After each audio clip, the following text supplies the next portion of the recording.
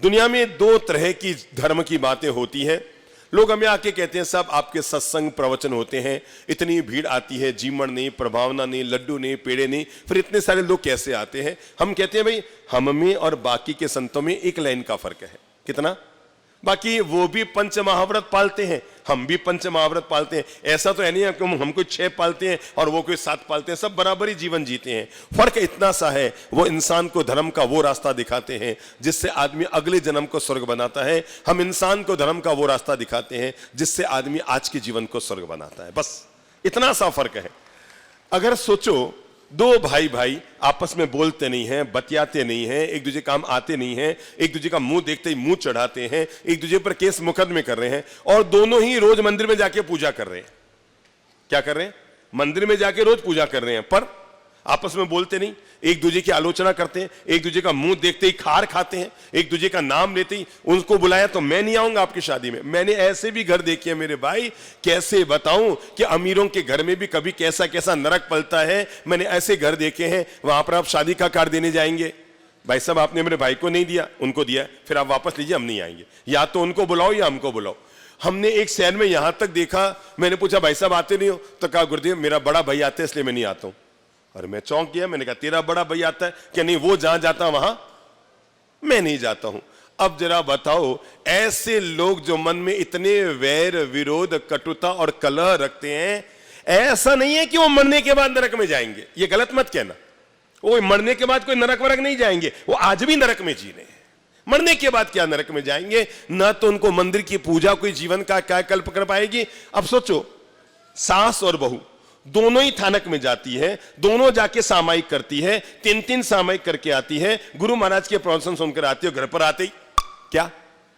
वही खार, वही वैर विरोध, वही क्लेश, वही कसाय।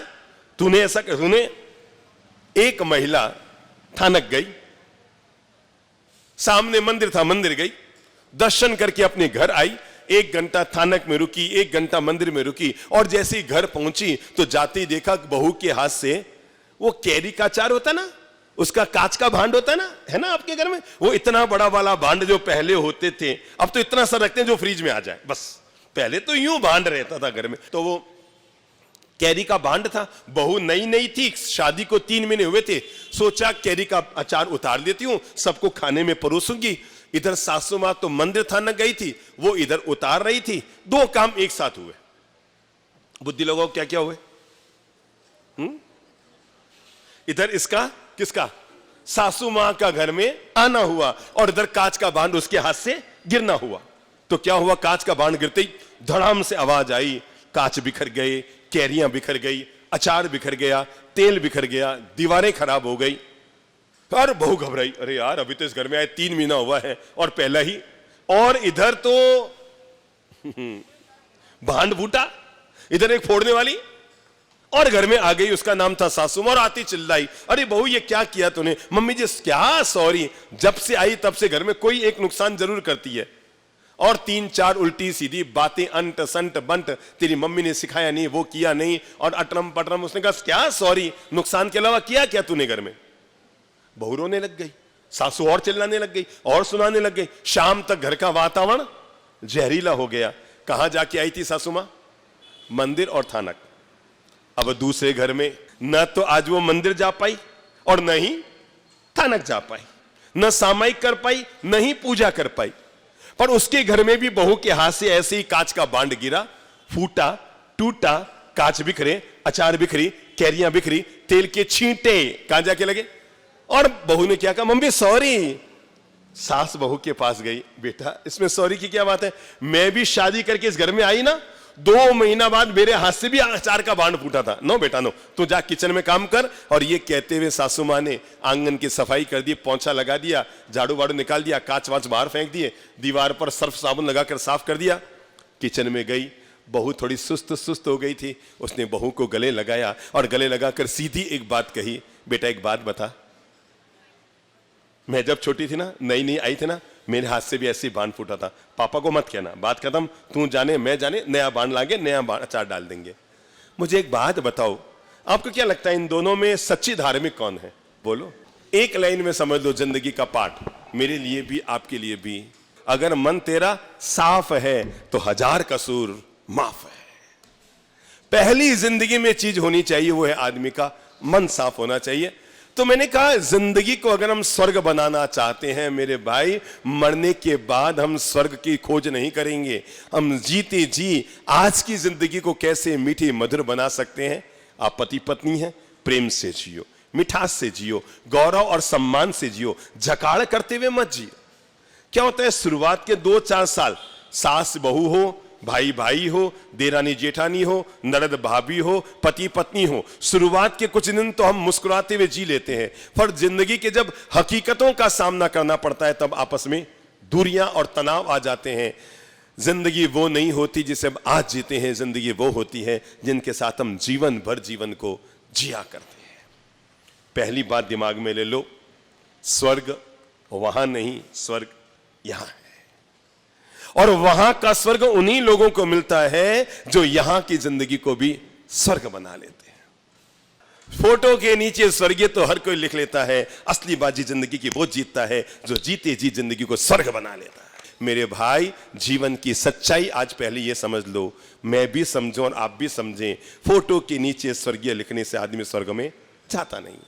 आज जो मैं आपको जीवन का पहला मंत्र देना चाहता हूं, किसी भी इंसान को अपनी इस जिंदगी को हरा भरा बनाना है, प्रेम भरा बनाना है, मीठा मधुर बनाना है, सुकून से जीना है, आनंद से जीना है, अपने जीवन के पल पल को पॉजिटिव बनाकर जीना है, अपने जीवन के एक एक सेकंड को स्वर्ग भरा बनाकर जीना है कि रात को 2 बजे नींद खुले तो भी स्वर्ग, और दिन में 2 बजे बैठे हैं तो भी स्वर्ग। अगर जिंदगी के एक एक सेकंड को स्वर्ग बनाना है तो आज का ये मंत्र नोट कर लो, और वह अपनी जिंदगी में एक दौलत, एक संपत्ति, एक अमीरी अपनी जिंदगी में जरूर कमा लो, और उस अमीरी का नाम है मन की शांति। बोलो तो एक बार, क्या? मन की शांति। एक बार थोड़ा सा शांत मन से बोलो ना, मन की शांति। इससे बड़ी दौलत दुनिया में कोई होती नहीं है। आखिर कोई न कोई तो इस मन की शांति में ताकत थी कि महावीर जैसे महापुरुषों को अपने राजमहल को छोड़ के जाना पड़ा। किसके लिए? मन की शांति के लिए। अच्छा, एक बात तय है, आपका जितना सुंदर मकान है, महावीर और बुद्ध का मकान उससे तो सुंदर रहा होगा ना? है, राजकुमार थे, क्षत्रिय वंश के थे, पूरा क्षेत्र कुंडग्राम वैशाली नगर वहां के राजा थे, पर इसके बावजूद 30-30 साल की उम्र में, किस उम्र में? 30-30 साल की उम्र में महापुरुष जैसे सांप कैंचुली का त्याग करता है, ऐसे संसार का त्याग करके निकल गए, क्योंकि उन्हें मालूम था सोने के कैलाश पर्वत में इंसान को मिल जाए तब भी इंसान सुखी नहीं हो सकता जब तक इंसान मन की शांति का मालिक नहीं बन जाता। इसलिए आज मैं आपको अमीर बना रहा हूं, सिकंदर से भी ज्यादा अमीर। किससे? बिल गेट्स से भी ज्यादा अमीर। ये अंबानी और अडानी तो होएंगे क्या आपके सामने जब आप अमीर बन जाएंगे? और वो अमीर है, आपके पास एक नई दौलत मैं आपको दे रहा हूं, वो है मन की शांति की दौलत। बोलो तो, मन की शांति की दौलत। बोलो तो, कौन सी? मन की शांति की दौलत। मेरे भाई, जिंदगी में 2 चीजें होती है, एक सुकून होता है और एक सुविधा होती है। शब्दों को पकड़ लेना। पहले हमारे घरों में, हमारे परिवारों में, हमारी जिंदगी में ये जो बड़े बुजुर्ग लोग बैठे ना, जब ये जवान थे तो इनके पास मोबाइल की सुविधाएं नहीं थी, इनके पास गाड़ियों की सुविधाएं नहीं थी, इनके पास हवाई जहाज की सुविधाएं नहीं थी, इनके पास इंटरनेट की सुविधाएं नहीं थी, कलर टीवी नहीं थी, पर एक चीज थी जिसके सामने आज सारी चीजें खत्म हो जाती है, वह है मन में बड़ा सुकून था। और इतना सुकून था, आदमी चैन से सोता था, चैन से खाता था। तब में और अब में एक लाइन का फर्क है। अब लोगों के पास सोने की चैन है, तब लोगों के नसीब में चैन से सोना था। एक बार आप सोचिए तो, दुनिया में ज्यादा सुखी कौन? सोने की चैन वाला या चैन से? बोलो तो, ये सोने की चैन के पीछे क्यों भागते हो फिर?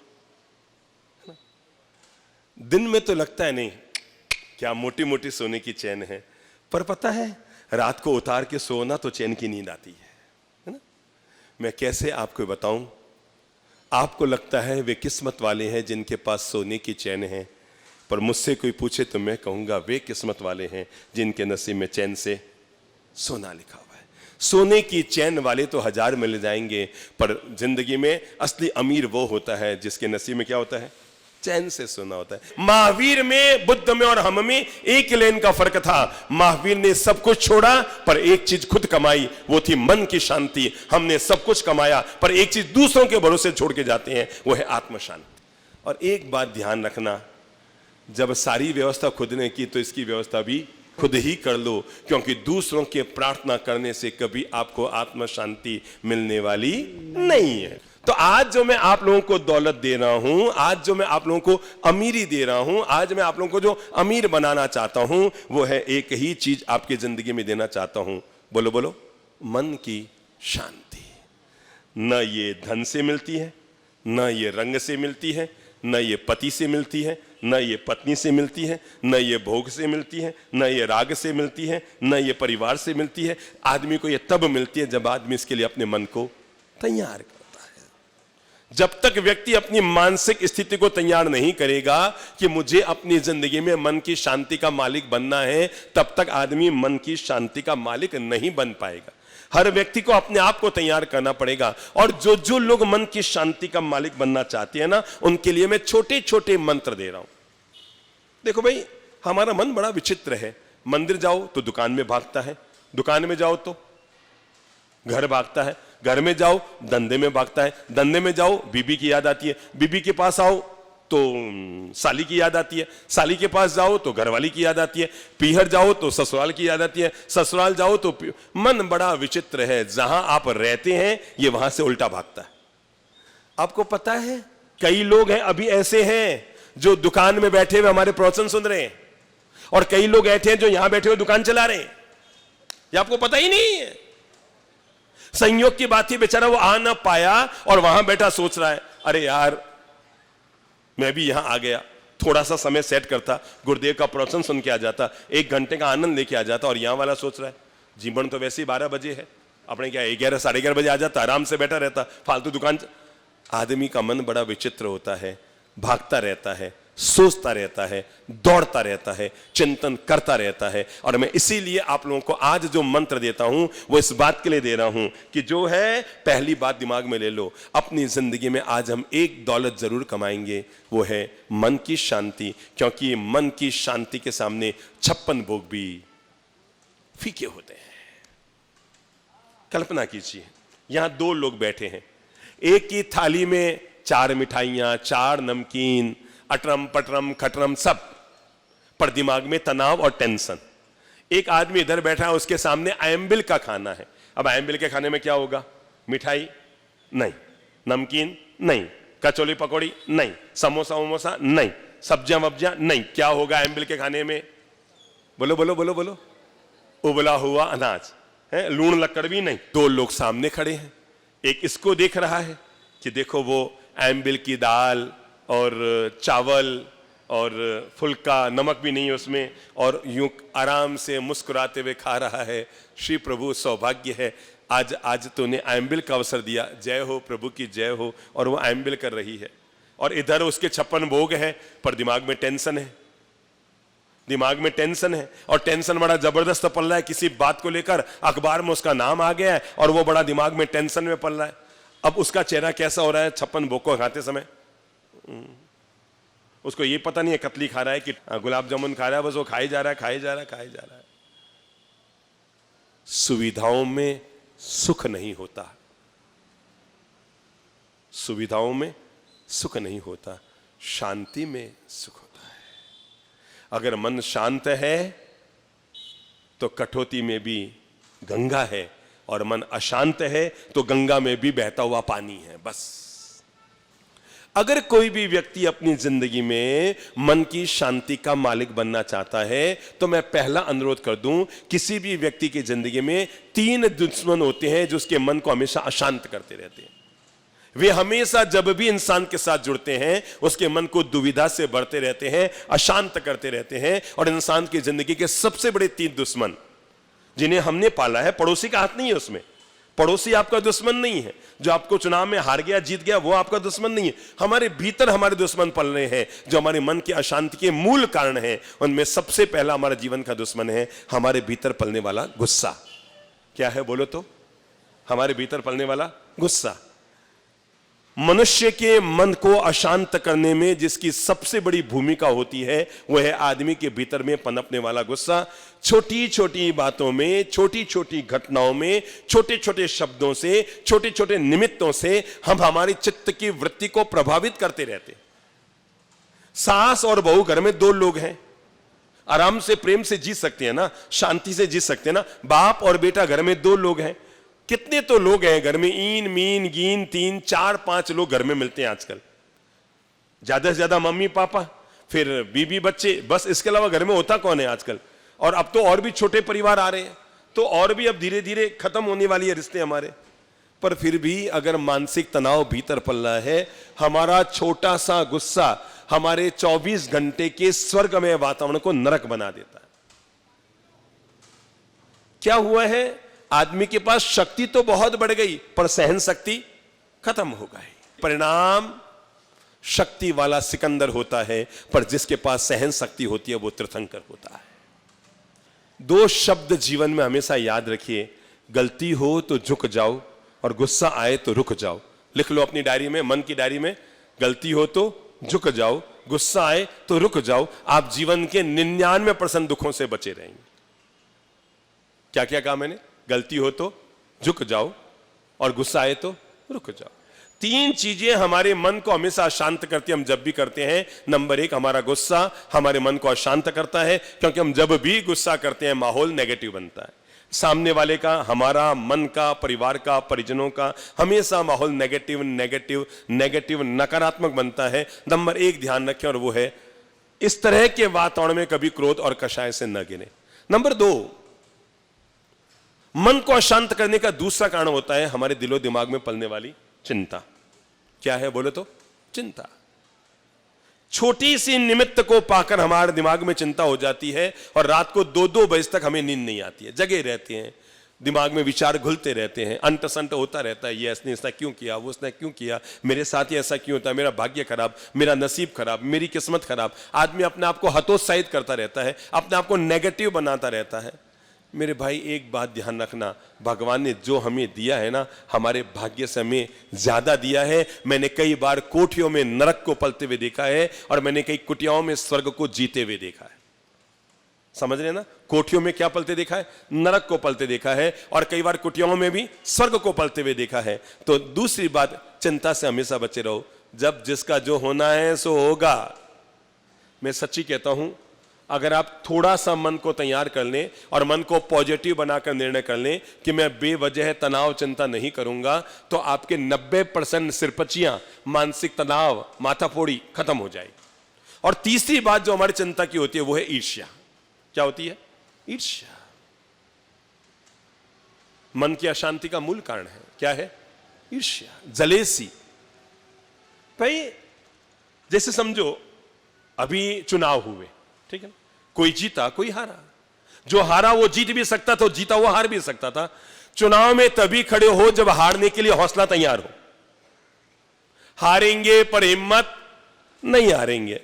अब हम, कोई एक हारा कोई एक जीतता है, जीतने वालों को लगता है मैं बाजी जीत गया, हारने वालों को लगता है मैं हार गया। जो हार गया ना, अगर वो भी चेहरे पे मुस्कान रखे, कोई दिक्कत नहीं, आज हारे हैं तो क्या हुआ, हार के बाद ही जीत है, हम आज नहीं तो कल जीतेंगे। जो भी व्यक्ति अपने मन में जीत के लिए भी तैयार रहता है और हार के लिए भी तैयार रहता है, उसकी हार उसे कभी हारने नहीं देती। चुनाव में तभी खड़े होना जब हारने के बाद में मुस्कुराने की ताकत आपके भीतर हो, बस। क्या कहा मैंने? जो हार को हजम नहीं कर सकता उसे जिंदगी में कभी चुनाव में खड़ा नहीं होना चाहिए। जो किसको हजम नहीं कर सकता? हार को हजम। आपको पता है इतिहास की एक महान हार हुई जिसकी चर्चा आज भी होती है। ऐसी विजय आज तक किसी की नहीं हुई जैसी वो हार थी, और वो थी अभिमन्यु की हार। किसकी हार? बोलो बोलो। अभिमन्यु की हार। किसकी हार? अभिमन्यु की हार। हारे पर हिम्मत से हारे। क्या है? इतिहास में किसी जीत की इतनी चर्चा नहीं हुई जितनी चर्चा अभिमन्यु के हार की हुई है। और सच्चाई तो यह है, अभिमन्यु की हार ने ही पांडवों की जीत को तय किया था। खास बात बता रहा हूं, अभिमन्यु की हार को ही किसने तय किया? पांडवों की जीत ने तय किया था। इसलिए जिंदगी में हार और जीत, अमीरी और गरीबी, लाभ और नुकसान, सुख और दुख, ये सब मेहमान हैं, मेंबर नहीं है। आज हैं और कल नहीं रहेंगे। इसलिए हर व्यक्ति को अपनी जिंदगी में अपने आने वाले कल के लिए तैयारी रखनी चाहिए। जो होगा आनंद है। अरे ठीक है, कल तक मर्सिडीज कार में घूमते थे, आज एक्टिवा में घूम रहे हैं, कोई दिक्कत नहीं। मर्सिडीज कार के भी मजे लिए, एक्टिवा के भी मजे लेते हैं, अरे साइकिल के भी मजे लेंगे। जिंदगी घूमती रहती है। चलो, जिंदगी की झोली में आज जो मैं आपको 9 मंत्र देता हूं, उसमें पहला मंत्र जोड़कर रखिए, और वो है जो है उसका आनंद उठाने की आदत डाल लो। जो व्यक्ति जो है उसका आनंद उठाता है, जिंदगी में वही आदमी सुखी राम रहता है। जो है मंत्र बना लो। क्या है? जो है, मुंह से बोल लो। क्या है? जो है उसका आनंद उठाएंगे। जो व्यक्ति प्राप्त को पर्याप्त मानता है, वो कभी पड़ोसन पे नजर नहीं डालता है। समझ में आ गई? समझ में आ गई? जो प्राप्त को पर्याप्त मानता है, अब उसकी पड़ोसन कैसी है, अच्छी है कि बुरी है, कि नेचर कैसा है, वो जाने। मुझे जो मिली है मेरी किस्मत से अच्छी मिली है, मुझे जो पति मिला है मेरे भाग्य से अच्छा मिला है। जीवन का मंत्र बना लो, जिंदगी भर आप सुखी रहेंगे। और छोटा सा मंत्र इतना सा है, और वो है जो है उसका क्या ले लो। थोड़ा आनंद से बोलो ना, जो है। थोड़ा और मस्ती से बोलो, जो है। ये वो छोटा सा मंत्र है जो जिंदगी में हजार हजार खुशियां भर देता है। मंत्र तो छोटा सा है, पर हजार हजार खुशियों से जिंदगी महका देता है। और वो है जो है, दाता तूने खूब दिया है। सुबह जब आंख खुले ना और अपने घर के मंदिर में जाओ ना, जाते ही मुस्कुरा कर कहना, भगवान तेरी बड़ी मेहरबानी है, मैं दुनिया का सबसे सुखी आदमी हूं, तूने खूब दिया है। अरे और कुछ नहीं दिया है ना, आपको लगेगा फालतू का नाटक क्यों करूं, क्या दिया भगवान ने, कुछ भी तो नहीं दिया। यहां अंगुली लाना, लाओ तो कर, यहां अंगुली लाओ, यहां अंगुली, सब लाओ। देखो सांस चल रही है कि बंद है? देखो सांस चल रही है, चल रही है। छोड़ के देखो, लेके देखो, आ रही है कि जा रही है, दोनों हो रही है ना। इसका मतलब भगवान हमें क्या दे रहा है? दे रहा है। क्या दे रहा है? सांस से दे रहा है। सांस से नहीं, जिंदगी दे रहा है। एक बात ध्यान रखना, ये कभी मत कहना भगवान मुझे कुछ नहीं दे रहा है। दुनिया में 2 लोग हैं जो हमेशा देते रहते हैं, एक ऊपर वाला और नीचे माँ बाप। ये इंसान को हमेशा देते रहते हैं, इंसान को पता नहीं लगता। हो सकता है मेरे बाप बाप ने मुझे क्या दिया। मेरे सामने एक व्यक्ति आया, बाप जी मुझे माँ बाप ने कुछ नहीं दिया, मैं अकेला खाली हाथ घर से निकला। आज जो कुछ मैंने कमाया है ना, ये सब मैंने अपनी मेहनत से कमाया, माँ बाप को कुछ नहीं दिया। पत्नी साथ बैठी थी, मैंने कहा बहन एक बात बताओ, ये अपना पति पियर से लाई थी कि सास ने दिया है? माँ बाप ने कुछ नहीं दिया। अरे सब कुछ उन्होंने तो दिया।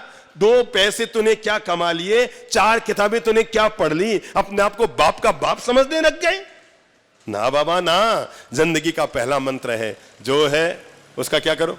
आनंद उठा लो। जो है उसका आनंद उठा लो। जो है उसका आनंद उठा लो। हो सकता है आप शादी करके पहली बार गए थे तो थाली में 7 मिठाइयां आई थी, अगली बार 5 आई, अगली बार 3 आई, अगली बार 2 आई, अगली बार आटे का हलवा आया, और अगली बार क्या? वो भी गायब। आप ससुराल गए, हर बार तो स्टेशन पर गाड़ी आती थी लेने के लिए, इस बार तो कोई आया ही नहीं। हर बार तो घर पे आपकी आरती होती थी, भाई कंवर साहब आए, कंवर साहब आए, इस बार तो आरती हुई नहीं। हर बार तो 4 मिठाई आती थी, इस बार तो खीर भी नहीं, आटे का हलवा भी नहीं। हर बार जब आप निकलते थे तो 2100 का क्या बोलो, सबने लिए ना, क्या लिफाफा मिलता था, इस बार तो मिला ही नहीं। तो आप घर पे आके बीबी से क्या कहेंगे? क्या कहेंगे? हैं? मैं तो मर ही नहीं जाऊं अब, है कुत्ते जितनी इज्जत नहीं की मेरी, है? बार बार जाता हूं ना तो कहती है जाया करो जाया करो, बार बार जाता हूं तो वहां मेरी इज्जत खत्म, मैं तो मर ही नहीं जाऊं। ना बाबा ना, जो है उसका आनंद लो। घर पर आना, अपनी धर्म पत्नी से कहना, जिंदगी में पहली बार आज ससुराल जाने का मजा आया। क्या कहना? जिंदगी में पहली बार आज ससुराल जाने का मजा आया। हर बार जाता हूं तो लगता है मेहमान बनकर गया, पहली बार लगा कि मेंबर बनकर गया। पॉजिटिव बनाओ हर घटना को। हर बार क्या बन के जाते हैं? क्या बन के जाते हैं? बोलो बोलो, मेहमान बनकर गए। इस बार क्या लगा? पहली बार मुंह से बोलो, मेंबर बनकर गए। मेहमानबाजी की जरूरत नहीं पड़ी, जो है उसका आनंद उठाओ। अब आप यहां नाथ द्वारा में महादेव जी की मूर्ति का दर्शन करेंगे और बड़ौदा के पास सरदार वल्लभ भाई पटेल की मूर्ति का दोनों देख के आए, एक ही दिन में देखा है या 2 दिन में देखा है। हर आदमी दोनों में से तुलना करेगा, वो यार ऐसी थी, नहीं नहीं वो उसमें लिफ्ट थोड़ी वैसी थी। जिंदगी में हमेशा याद रखो, तुलना मत करो। क्या मत करो? तुलना मत करो। जो है, आपने यहां भी खाना खाया, कल आप कहीं और भी खाना खाएंगे। आपको पता है, हम जब भी किसी शादी का खाना खा रहे होते हैं तो हम उस शादी की चर्चा नहीं कर रहे होते हैं, पिछली शादी को याद कर रहे होते हैं। उसके यहाँ गए थे ना, वहां तो ये था, यहां तो ये है। मेरे भाई, बेवजह है जिंदगी में सामने आने वाली खुशियों को तो हम हाथ से छोड़ते हैं और जो बीत गई उस बातों को हम चर्चा करते रहते हैं। जो चला गया हम उसे याद करते रहते हैं। आज का पहला मंत्र जीवन में जोड़ लो। सब बोलो तो, जो है, बोलो जो है उसका आनंद उठा लो। क्यों? क्योंकि भगवान हमारे साथ कभी भी गलत नहीं करता। मंत्र नोट कर लो, भगवान हमारे साथ कभी भी गलत नहीं करता। उसने जिसको जो दिया है ना, मेरे अगर बाल उड़ाए हैं तो भगवान ने सोच समझ के उड़ाए हैं, कोई हवा में नहीं उड़ाए हैं। भगवान ने 1000 बार सोचा होगा कि ललित प्रभु के बाल उड़ाऊं कि नहीं उड़ाऊं। फिर भगवान जी को लगा, नहीं, मुझे इस जीवड़े को खुशियां देनी है, इस जीवड़े को सुख देना है, इस जीव को मुझे जीवन का आनंद देना है। भगवान ने मेरे बाल उड़ा दिए। आपको पता है कितनी बड़ी मेहरबानी की भगवान ने मेरे बाल उड़ाकर, आप सोच भी नहीं सकते। जब मैं लोच करता हूं ना, सारे साधु साध्वी जो महाराज मुझसे जलन करते हैं, भाई ललित प्रभु जी आपके तो 15 मिनट में हो जाती है, 10 मिनट में हो जाती है, उनके यूं यूं यूं करते रहो। मुझे लगता है भी ऊपर वाला कितना मेहरबान है। जिंदगी में हर घटना को हम प्रभु का प्रसाद मान सकते हैं। जो हुआ है, जैसा हुआ है, उसे आप प्रभु का प्रसाद मान लें, जिंदगी का एक एक पल खुशियों से भर जाएगा। भगवान हमारे साथ कभी अन्याय नहीं करता है। नोट कर लो। बादल छाए हुए थे आसमान पर, लड़का सोया हुआ था छत पर, चिड़िया आसमान में उड़ रही थी और उड़ती हुई चिड़िया को देखकर लड़के के मन में आया, अरे भगवान, तूने चिड़िया को तो पंख दिए हैं, भैंस को क्यों नहीं दिए? क्या तूने, बोलो मुंह से, चिड़िया को तो पंख दिए हैं, भैंस को क्यों नहीं दिए? वो इतना सोच रहा था, इतने में ही उसके मुंह पर आकर क्या गिरी? चिड़िया की क्या बीन ठेठ यहां आके गिरी, इधर होठ पर आके गिरी और करने लगा, हाथ जोड़े, फिर आसमान में देखा, भगवान अब पता लगा कि तूने भैंस को पंख क्यों नहीं दिए। नहीं तो अभी मुंह पर बोलो बोलो बोलो बोलो। उसकी हर व्यवस्था का आनंद लीजिए। वो चिड़िया को क्यों पंख देता है, यह भी उसकी व्यवस्था है, और भैंस को पंख क्यों नहीं देता, यह भी उसकी व्यवस्था है। जिंदगी में पहला मंत्र अपने आप के लिए जोड़ लो, और वो है कि जो है, बोलो मुंह से, बोलो जो है, बोलो मुंह से, जो है, हम उसका क्या उठाएंगे? आनंद उठाएंगे। जो है उसका आनंद उठाएंगे। जो व्यक्ति ये सोचता है वो जीवन में कभी दुखी नहीं होता है। जो है हर हालत में आनंद उठाएंगे, हर परिस्थिति का आनंद उठाएंगे, हर हाल में आनंद उठाएंगे। और दूसरा मंत्र जीवन का दे रहा हूं अपने आप को मोटिवेट करने के लिए, खुद को ताजगी और उमंग से भरने के लिए। दूसरा मंत्र जीवन का नोट कर लो, LML। सब बोल लो तो, LML। दोबारा बोल लो, LML। फिर बोल लो, LML। लोड मत लो। क्या मत लो?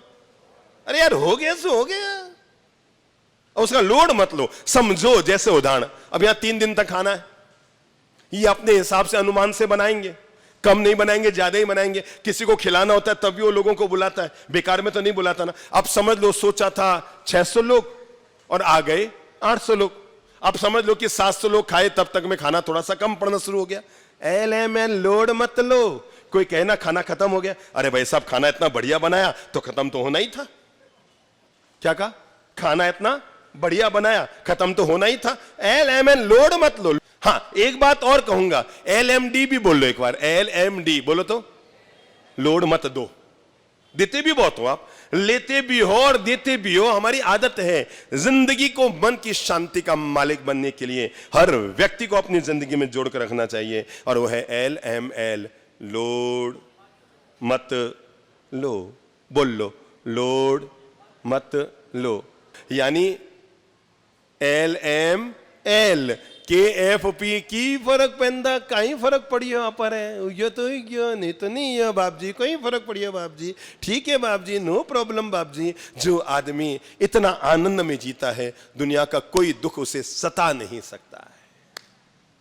की फर्क पैंदा, क्या बोला मैंने? की फर्क पैंदा, क्या फर्क पड़ता है।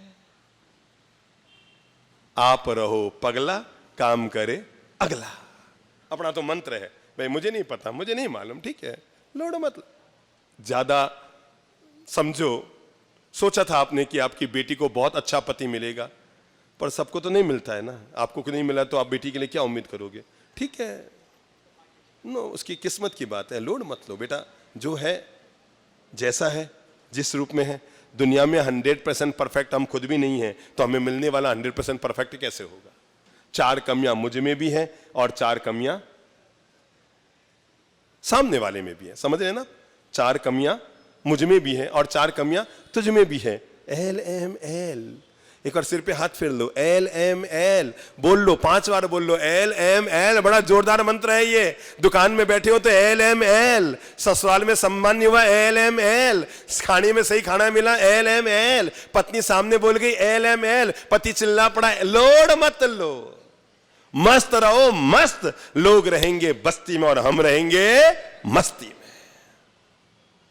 जीवन का जो व्यक्ति ये मंत्र बनाकर चलता है वो 100% सुखी राम रहता है।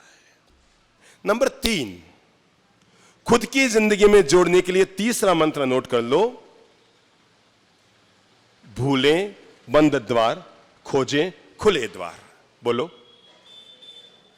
दुनिया में ऐसा कोई नहीं है जिसके जीवन में 4 माथाफोड़ी न हो। दुनिया में ऐसा कोई नहीं है जिसकी जिंदगी में 4 सिरपच्चियां न हो। दुनिया में ऐसा कोई नहीं है जिसकी जिंदगी में 4 टेंशन की नौबत न हो। सबके है। आपको लगता हो ना वो बहुत सुखी है, क्या मर्सिडीज कार में घूम रहा है, क्या वो घूम रहा है, अरे उसके टेंशन का खाता खोल दूं ना, है?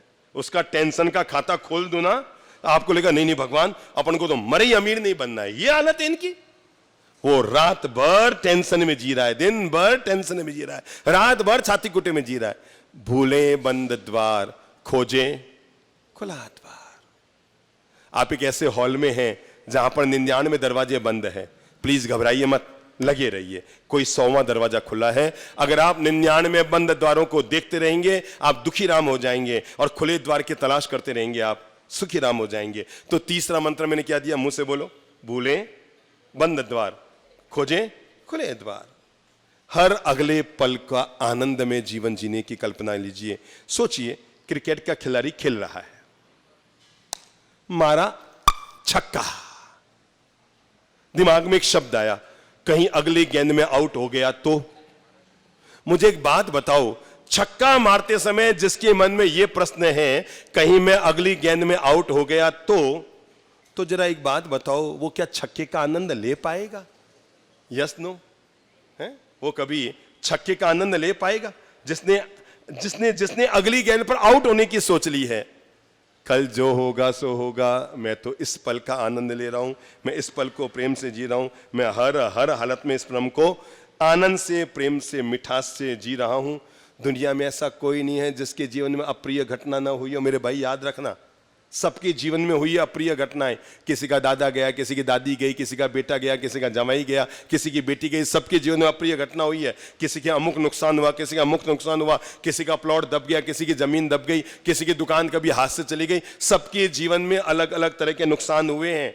अब आप या तो ये तय कर लो जो नुकसान हुआ है, मैं कैसे बताऊं, मैं अभी 4-5 दिन पहले एक लोगों के साथ चल रहा था, तो चलते हुए महानुभाव बड़ा यूं उदास होकर कहते थे, बाप जी ओ प्लॉट मारो ही तो, ओ प्लॉट मारो ही तो, पता नहीं कहीं मारी बुद्धि आई, केवल 3.5 लाख में बेचा बाप जी, आज 3 करोड़ का है। क्या हो रहा है? बीते कल को लेकर आज हम दुखी हो रहे हैं। मैं एक कॉलोनी में था जोधपुर में, तो उन्होंने कहा बाप जी मैंने 3.5 लाख में अपने प्लॉट बेचे थे और अभी मैंने 2.5 करोड़ में वापस अपना ही प्लॉट खरीदा है। तो मैंने कहा आपने बेचे ही क्यों? अपनी पूरी कॉलोनी अपने पास ही रखते, बेचे ही क्यों? कि बाबूजी बेचता नहीं तो अभी भी प्लॉट 3.5 लाख के रहते। समझ में आई? समझ में आई? अगर मैं उस समय नहीं बेचता तो अभी भी ये प्लॉट 3.5 लाख के रहते। ये बिकते रहे आते रहे, बिकते रहे आते रहे, और रेट बढ़ती रही। तो जिंदगी में होने वाले हर अभाव में भी जिंदगी में याद रखो, दुनिया में ऐसा कोई नहीं है जिसके जीवन में कोई अप्रिय घटना न हुई। कोई नहीं है दुनिया में। तो जीवन में घटी हुई अप्रिय घटना को दिमाग से क्या करो, डिलीट कर दो। ठीक है, हो गया, बोल दिया, मुंह से निकल गया, कोई बात हो गई, कभी नेगेटिव शब्द निकल गया, उस समय कोई बात उन्होंने कह दी थी, अब उससे गांठ मत बांध के रखो। ठीक है यार, नहीं कहना चाहिए था, पर अब हो गया तो हो गया, बोल दिया तो बोल दिया, कह दिया तो कह दिया। माथे को एक चीज से हमेशा भरे हुए रखो, और वो है शांति से भरे हुए रखो, टेंशन से भरे हुए मत रखो। ठीक है, नहीं करना था, हो गया। चौथा मंत्र ले लो, माफ करो और माफी मांग लो। बहुत बढ़िया मंत्र है।